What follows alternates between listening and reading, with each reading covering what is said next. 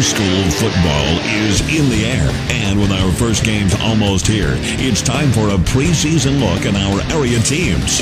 Today, our spotlight is on the Indiana Indians, and this preview is brought to you by Mark Arbuckle Nissan, Artworks Concrete of Salzburg, and Anderson's Heating and Cooling. The Indiana Indians are coming off a 4-5 season, 3-5 in their conference, and they'll again be in the Class 4A Northwest 9 Conference. Coach John Allen Snyder is in his second year at the helm, and we talked about the offense, and it's a good start when you're talking about a quarterback. In baseball, you need pitchers. In football, you need a quarterback, and you have one in Luke Thomas, and that's a good start. Absolutely. I can never say enough good things about this kid.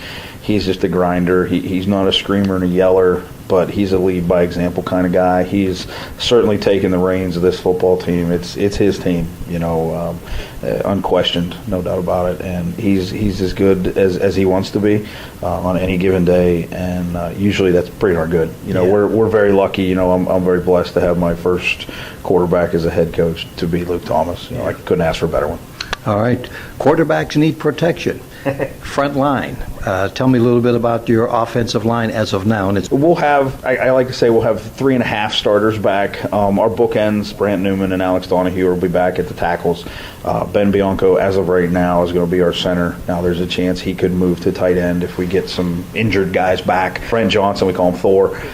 He came in partway through the season and really worked his way into competing for a starting job, and eventually took it and held on to it there at the end of the season. So he's my half a starter from last year.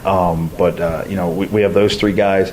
We have some guys competing really hard right now, Joe McCracken, Nick Wood. You have a pretty good battle right now as far as the running back. I know you're basically going to go with the same offense. Sure. Yeah, we're very much full house in the running back department. We power. We want to run inside zone. We have Axel Kowalczyk, Braden Sheasley, Justin Rabel. We have a lot of guys really competing. We got a young freshman pushing people, Ethan Marcosi. So that's kind of cool to see the number of guys competing back there. Fun in the backfield too. We're going to see what happens. Exactly what do you have to do to be better defensively? I think defensively, with us, it comes about developing our players. We have to get our players from where they are to where we need them to be, or as close as we can. I try and stay as out of the defense as I can because I don't want to get in the way. I come up with a cool idea. I really think, we develop our players, we're going to be able to stop people. We're going to be able to be physical. Just like on offense, we are screaming effort all the time. 11-2B, that's our thing. Getting 11 guys to the ball every time. One of the newcomers to watch this year, basketball standout, Carlos Carter. He'll be at a wide receiver spot. He's never played football. The team will play football and open up the season Friday, September 1 against Laurel Highlands, a non-conference Big 9 opponent, a team they beat 40-36 last year. Previewing the Indiana Indians, this is Jack Benedict for your hometown radio station.